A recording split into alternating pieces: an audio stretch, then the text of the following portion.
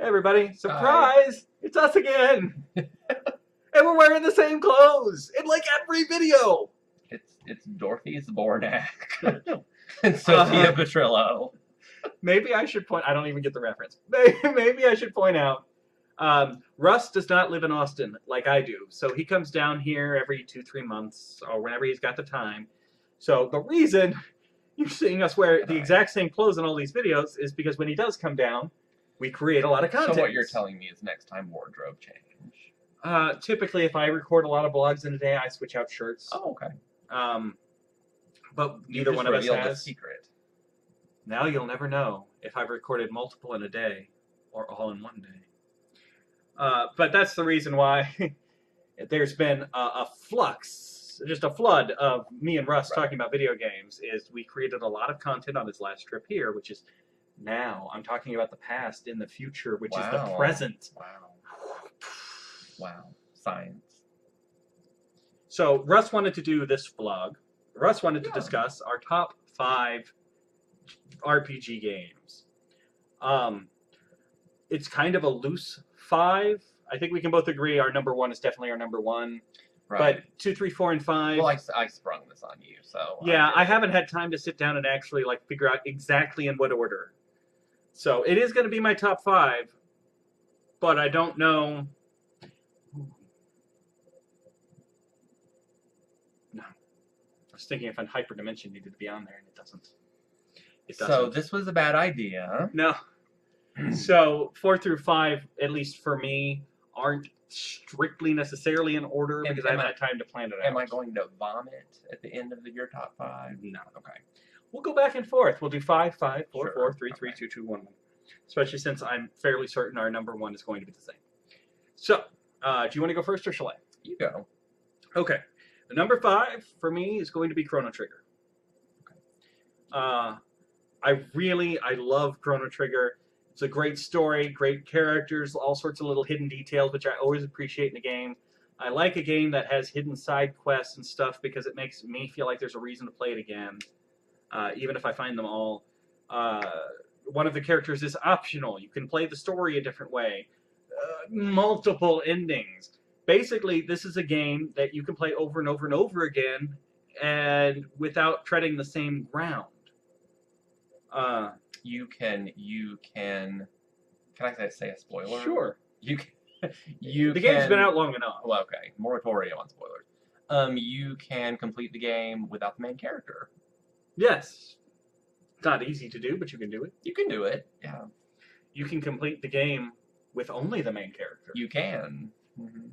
So there's a lot there. If you were trapped on a desert island with one game, Chrono Trigger would not be a bad game to be trapped with because as soon as you developed electricity, you would be able to play it a lot without running out of new and interesting things.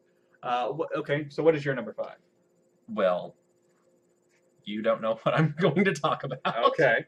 I expect this to happen a lot. No, it's not going to happen that much. Number 5 is Legend of Heroes, Trails in the Sky, 2nd chapter. And I only picked 2nd chapter instead of 1st chapter or 3rd chapter because I have not played 3rd chapter, and then the 2nd one is just so much more expansive than the 1st one. It's for you can get it for the PSP or for PC. You can get it on Steam. I have it on Steam just because it's smoother graphics on my PC. It is a relatively new game. It's not really relatively new. It came out 10 years ago or more in Japan. For the PC, it's kind of an old school RPG. It has, I love the main character. I love all the characters. It has a system where NPCs have new dialogue after every minor event. So you do any tiny story-related quest, and essentially every NPC in the whole world has new dialogue. So you can run around and talk to anybody you've met before, and you can learn all about their lives. All of them are named. They're not any random NPCs. I feel like that's something you could only have done on the PC, just because of the amount of space it would take up. The script, it's Exceed Games that localized it.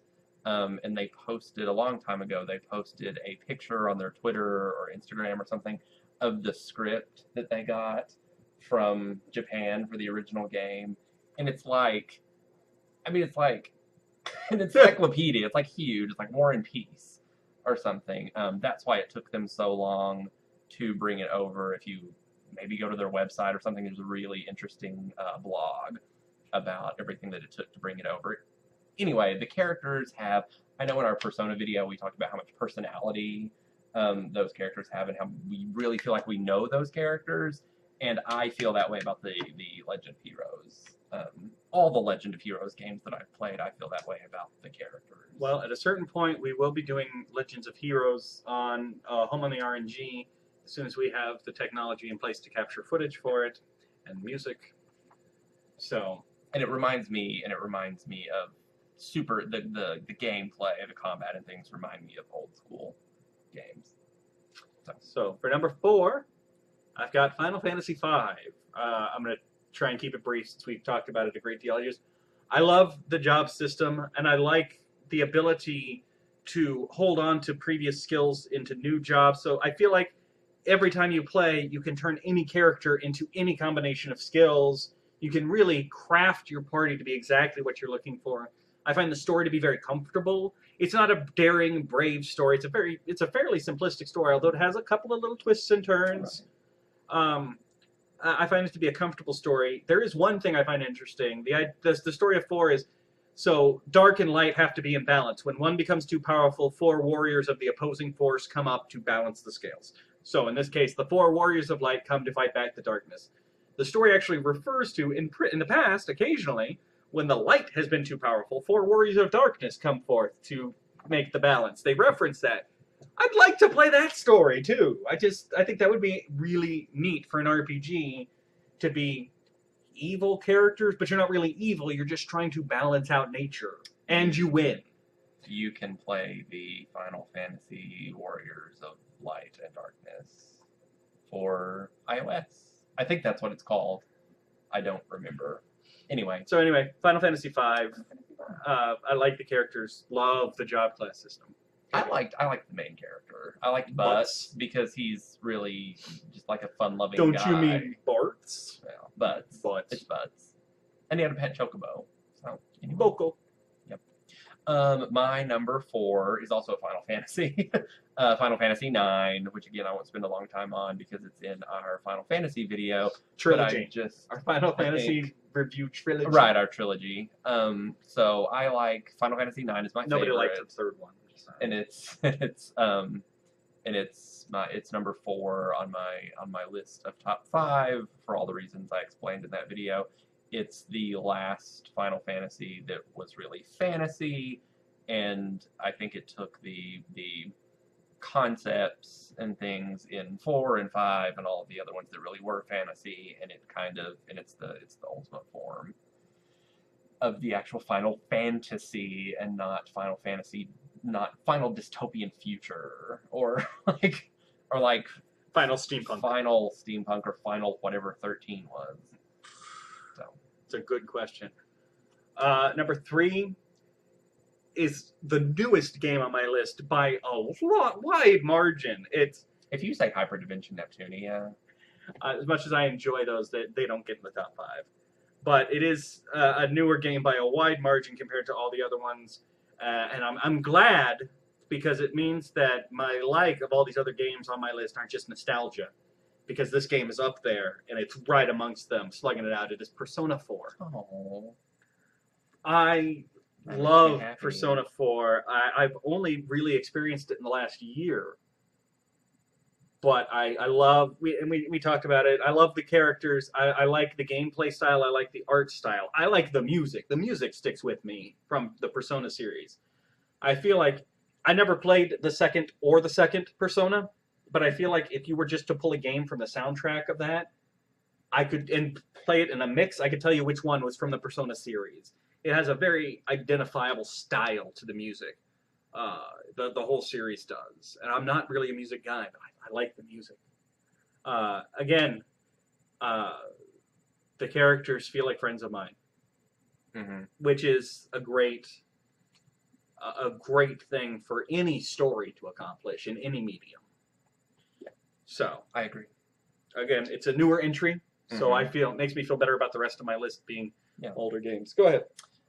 Number 3, we are on 3. 3 for me is Chrono Cross. It's a solid choice. Again, divisive when you compare it to Chrono Trigger, but we talk about music and how we don't know a lot about the music in games. Chrono Cross is actually the first RPG that made me listen. That made me. Chrono Trigger also has great music, but I think I was a little young, maybe, to realize that. And by the time Chrono Cross hit, just that music that plays in Arnie Village and plays on the world map when you first go onto the world map, I just love that tune. It really made me listen to the music in all games. And then I also just love the gameplay. I love the whole collect a character thing. There's like 40 or 45 different characters. And you can't get them all in one playthrough. That you can recruit. You can't get them all in one playthrough. You have to play through at least 3 times to get every possible character. And some of them are I really like the unique characters that play differently. There's Pip that you can evolve into different forms. There's Sprig, who can take on the role of enemies that you fight and take on their abilities. I love using those characters, and I love the absolutely convoluted story that you have to go to. I go personally, if you want to visit, the Chrono Compendium. I'm assuming that that's still online. And it's a great resource if you want to just delve into the craziness that is the story of Chrono Cross. I'll say this about Chrono Cross. It's in my top 10. It wasn't in my top 5, but it is in my top 10. I think a lot of people give Chrono Cross grief because when a sequel to Chrono Trigger came out, they wanted more Chrono Trigger. They wanted Chrono Trigger 2. As opposed to a game set in the Chrono Trigger mythology. And some of the Chrono Trigger characters show up in just minor forms. They show up as children in dreams. A note from one of them shows up, and Robo shows up briefly in dialogue. Luca is kind of a catalyst of the story. Yeah. So. But it wasn't the game that people wanted, and I feel like it caught a lot of flack when it came out because it wasn't the sequel they wanted. No, it wasn't Chrono Trigger. But I feel like in the past 10 years or so, people have gone back and looked at it again and started to realize it really is a great game. Mm-hmm. There is a lot there. I like it a lot. And not difficult, but challenging to the degree that I enjoy a challenge in some of the boss fights. And they created a new combat system that I've never seen anywhere else, but it worked. I liked it. It did work. Anyway. 2. Number 2. Hyperdimension Neptune. Final Fantasy IV. We're back to Final Fantasy. Okay. I don't have as extensive an experience with RPGs as Russ does. So, the pool for me to pick from is rather limited. But Final Fantasy IV is one of my all-time favorite games in any genre, as we talked about in the Final Fantasy trilogy of reviews. And like the Persona game, I feel like those characters are friends of mine. I would totally welcome the opportunity to just watch a TV series about their lives afterwards. Like, just so I know what they're doing. I don't need an extra... I know they made a sequel for the smartphones, and I've kind of played it. I don't even need that much. Just let me know what's going on in their lives. Like, how are they doing? How are things? You know? What'd you have for breakfast? I care. I want to know what's going on in their lives. I like the story a lot. It's a tale of redemption. It's a real tale of redemption in a couple of levels. Very much so. It introduced that first twist of the boss, I feel. Right. We talked about in our Final Fantasy trilogy about moments that we liked from the game. I talked about Rydia coming back to save you. The other one that I love is when Cecil becomes a paladin and he has to fight his Dark Knight self, his mirror image that was a Dark Knight. Take the beating. And you just have to defend. And I could not figure that out for the longest time as a kid. We touched on this. I was like, why can I not beat this guy? And that makes more sense in the hard version with the abilities that they took out, because your evil twin is hitting you with this power, that you have in You the have. harder versions, and you know what it does is it sends out a wave, it damages enemies, and it damages your own health. So you're basically letting him kill himself. Yes, exactly. But we didn't know that. We had no way to know idea. that. So it's such a profound moment, especially for a game that came out in like 1991 or something. So yeah, I have 2 Final Fantasies on my list. I'm sorry. It's not a bad choice. You have kind of reminded me why 4 was such a good game. I've played it so much and I have so much fatigue of it, but you've reminded me of the great moments that it has. All right. So what's your 2? So 2 we've already covered. Okay. 2 is Persona 4. Okay. I love it for all of the same reasons. I feel like I know those characters like real people. I mean, I'm not delusional, but I feel it like helps that they're flawed in realistic ways. they are. That none of them are perfect characters. None of them are perfect. No. But their flaws are the kind of flaws you would see on the street. I mean, we could go out and find people like and this. I feel like there are, and not just the main cast, but the supporting cast that you meet in the social links. I have never felt a game that made me reflect on myself so much, I guess. Because I think you can actually kind of see some qualities in yourself or people that you know in real life in these characters in this RPG.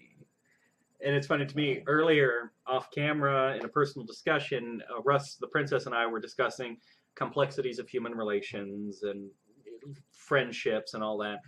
And to cut through the BS and actually just, be able to communicate effectively, I pulled out, I'd say our social link is at about a 3, a 5. Right. Would you say your social link's like you're at a 4? Because it gave us, because Princess had played it too, it gave us a common language that we could use to communicate these much more complex ideas. Yeah.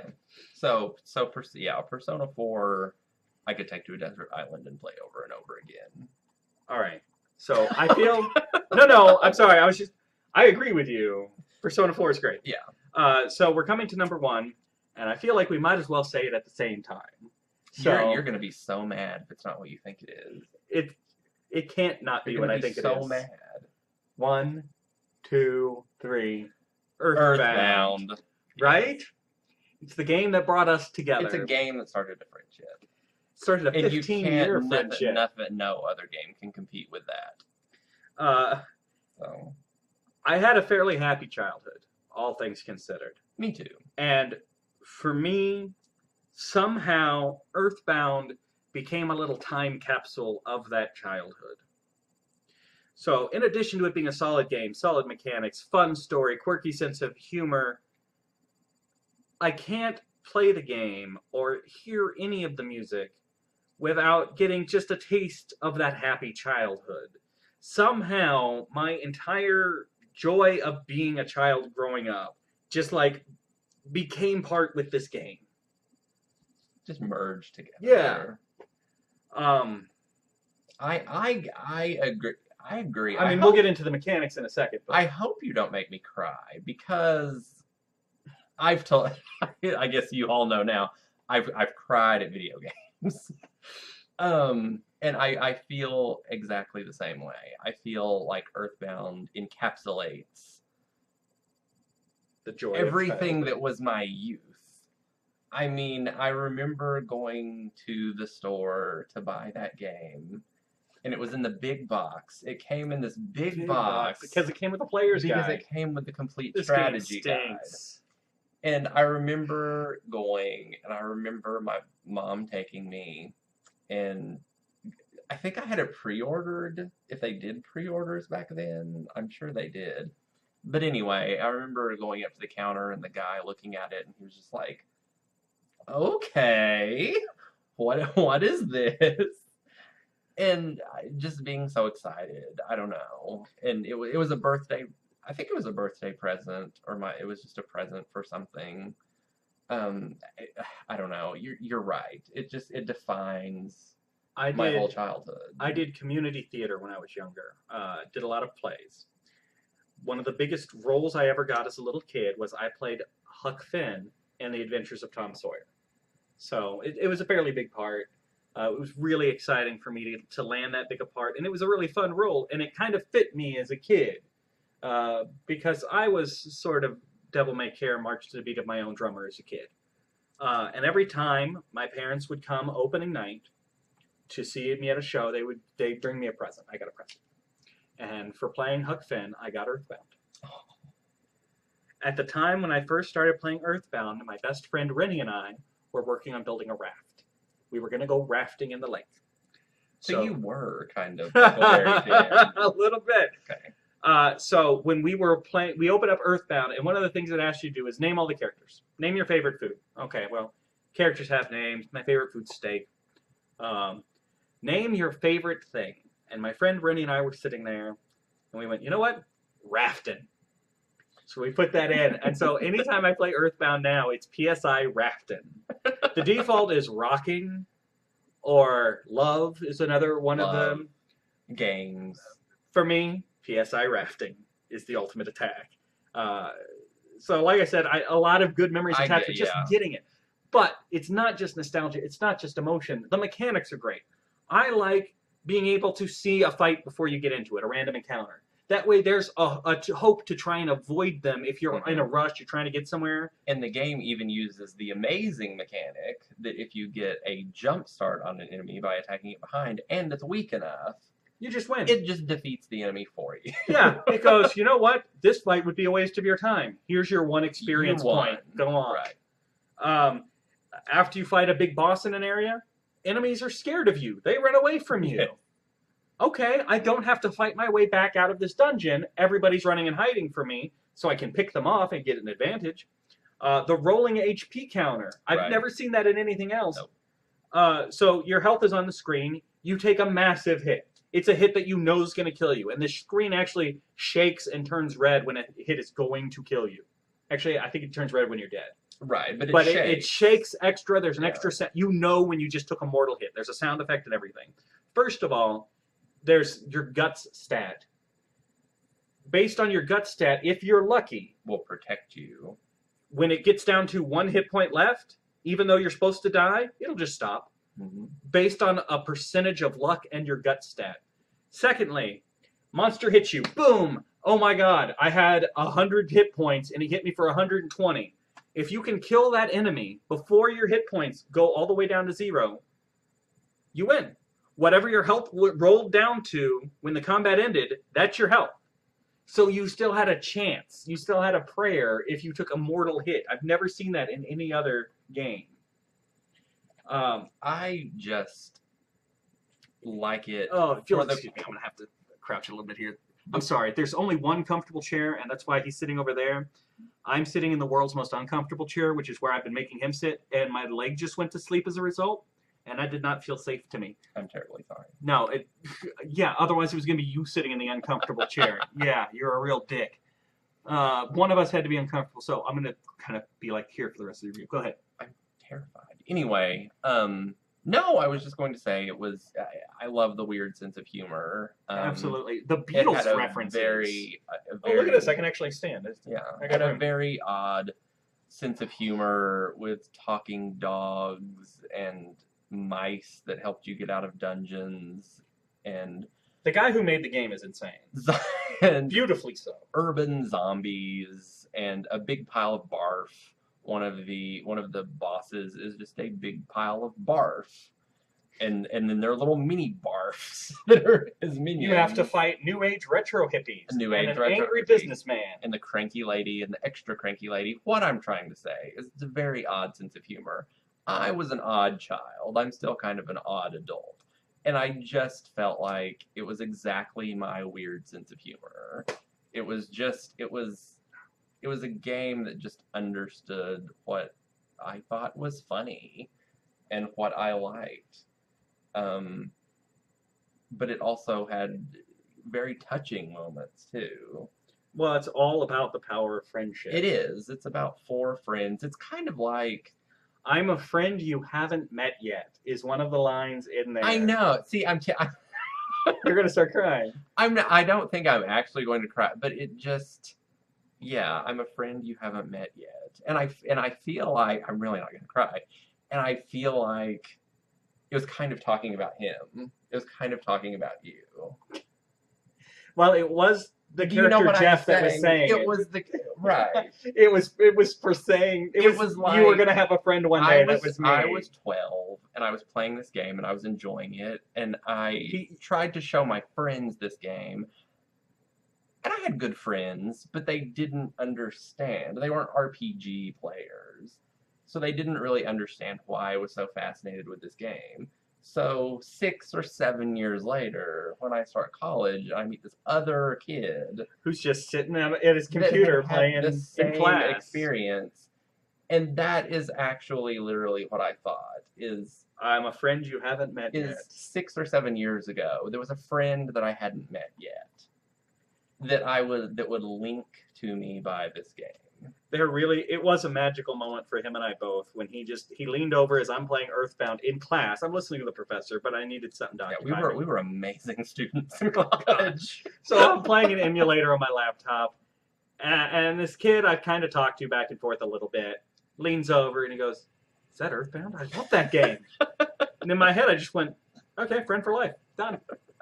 And it was right. You guys can't tell, but when he was telling the friend you haven't met yet story, he was all tearing up. I swear to God, his eyes went all glassy and everything. It was you were here for a real emotional moment. I was. If you had, I've told you this, if you had seen me play the last episode of Life is Strange, for anybody that's just played that,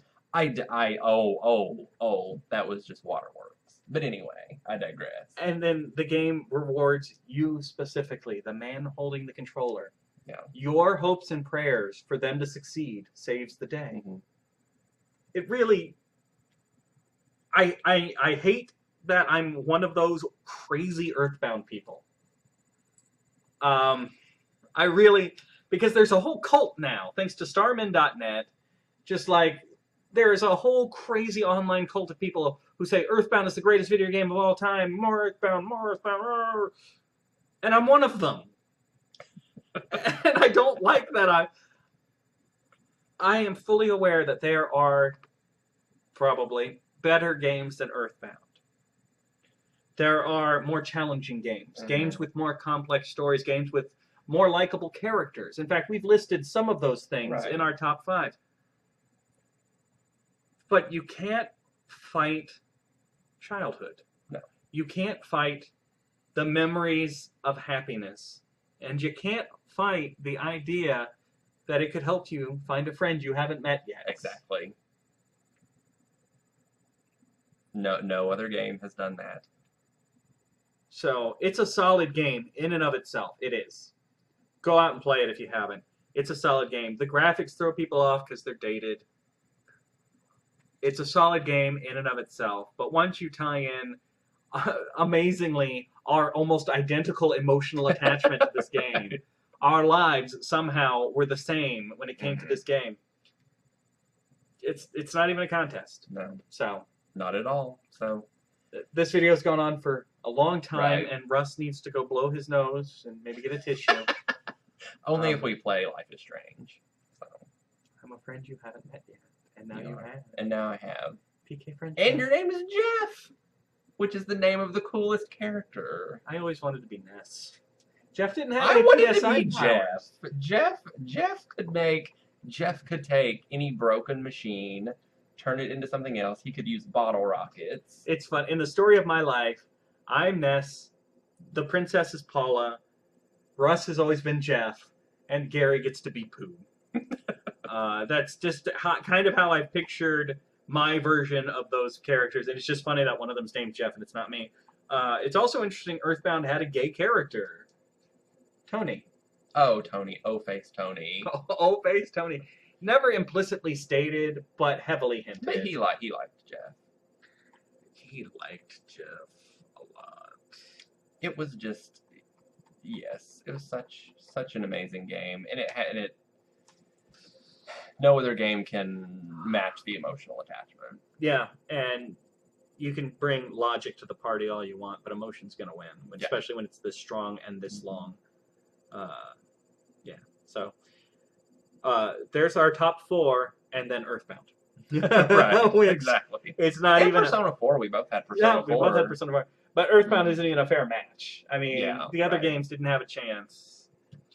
Oh, and Hyperdimension Neptune. I'm not even sure those are in my top 10. I got to be honest. I hope they're not. Well, I might be stretching to fill 10 good RPGs. So one of them might have to go in just so I can fill 10. That's why we didn't do 10. Just so you didn't have to hear about Hyperdimension Neptune. You caused that! I know. I was a friend you hadn't met yet. I came into your life, brought you joy and happiness, and you infected me in return? That's what Jeff did to Ness. Okay, we're done with this video. Yes. I've got to beat him up. Okay. So, it's going to be like kicking a marshmallow. Am I like a Street Fighter character? Doesn't Chun-Li do this? This is what I want to do. We'll see you next time. Hi, I'm Luke Bryan, 2-time CMA Entertainer of the Year. If I ever learn how to read, I'm going to read The Great Platypus Caper by Jeff Hillary because I believe in supporting fine literature. I'm Luke Bryan. Hi.